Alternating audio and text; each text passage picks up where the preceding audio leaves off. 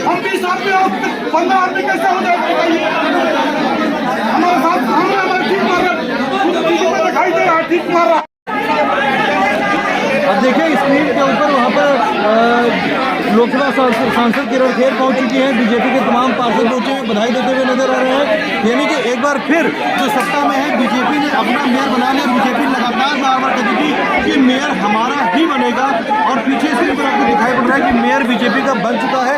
आम आदमी पार्टी के पास में 20 वोट थे, 8 वोट इनवैलिड करार दिए गए हैं और 8 वोट इनवैलिड करार दिए जाने के बाद में 16 वोट बीजेपी के खाते में पड़े थे।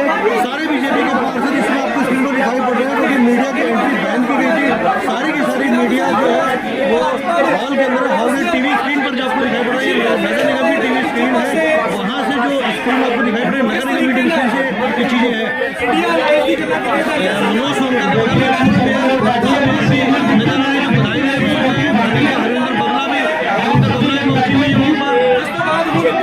नॉमिनेटेड काउंसिलर अमित जिंदल भी वहीं पर है। सारी बीजेपी के पार्षद जितने भी हैं और जब आपको नीचे स्क्रीन दिखाऊंगा कांग्रेस और आम आदमी पार्टी गठबंधन के नेता दिखाई पड़ रहे हैं, बल्कि दिखाई पड़ रहा है सुमन शर्मा के आंख से आंसू भी निकलते हुए नजर आएंगे। आपको सुमन शर्मा के आंख से आंसू भी है।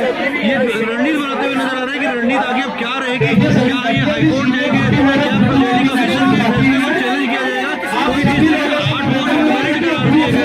वो कहीं ना कहीं एक आम आदमी पार्टी के लिए बड़ी चिंता वाली बात है कि किस तरीके से 8 वोट इनवैलिड करार दिए गए और जिस तरीके से मेयर बना है निश्चित तौर पर आगे के डिप्टी मेयर और सीनियर डिप्टी मेयर के चुनाव भी बीजेपी के खाते में ही नजर आएंगे।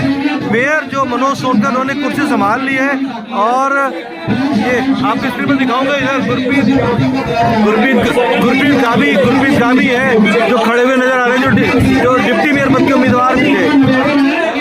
अब आम आदमी पार्टी इसके ऊपर क्या रुख अपनाती है देखने वाली बात होगी।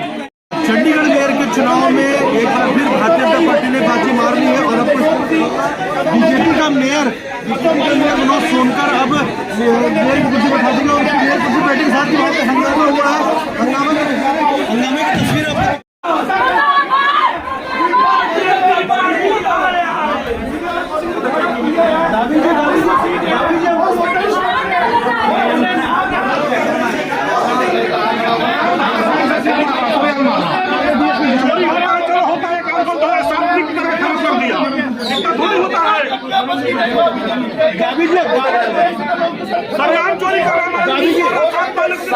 गावी जी हमने तो करोगे क्या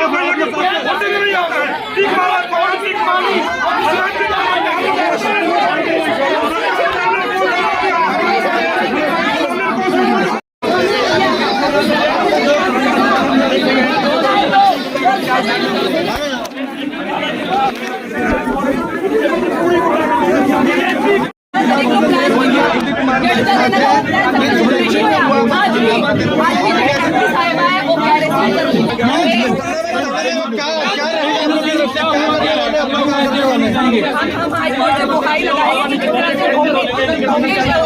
हमारे साथ हमारे 20 के 20 वोट हमें डरनी थी। किस तरह से इतिहास में पहली बार हुआ कि प्रिसाइडिंग ऑफिसर 18 तारीख को अचानक बीमार हो जाता है, चुनाव को टाला जाता है। आज चुनाव के दिन किस तरह से धक्केशाही की गई, किस तरह से तानाशाही की गई, किस तरह से इन्होंने इतनी ज्यादा मार्जिन में लेके अपने आपको मेयर डिक्लेयर कर दिया। ऐसा कुछ नहीं था, हमारे सभी के सभी एकजुट थे और आपने देखा किस तरह से इनके पूरे चुनाव के दौरान इनके सभी काउंसलर्स बीजेपी के सभी काउंसलर में मौजूद थे और हम अपनी सीट पर बैठे रहे ताकि किसी भी तरह की मतलब किसी भी तरह की का बहाना ना ये कर सके और अपना मेयर ना बना सके।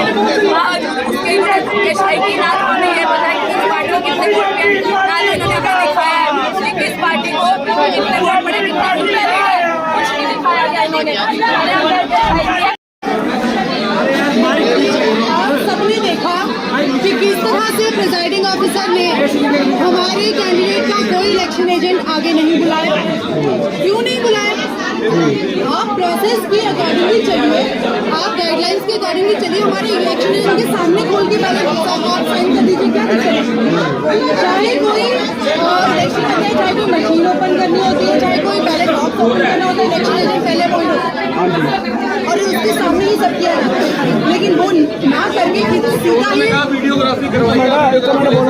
अरे आप देखिए समझ ही नहीं आ रहा कि उन्होंने किया क्या है। खोल के वोट हम वीडियोग्राफी में देख रहे हैं कि इस तरह से कांटे लगाए जा रहे हैं, क्या किया जा रहा है। तो मैडम अब आप लोग करेंगे क्या? अब आप लोग We are going to make a stand। हम तो बिल्कुल भी इस चीज को मानते ही नहीं है, इस इलेक्शन को बिल्कुल नहीं मानेंगे, क्योंकि ये तो बिल्कुल गाइडलाइंस के अकॉर्डिंगली हुआ ही नहीं है। अरे उन्होंने बताया भी नहीं कि कितने कैंसिल हुए, क्या हुए, क्यों किए हैं, किसके सामने किए हैं और क्या उनमें दिक्कत है, ये सब बताया जाता है। कोई ट्रांसपेरेंसी नहीं है, पर्दे के पीछे किया जा रहा है सब कुछ, तो इसमें सब धोखा है।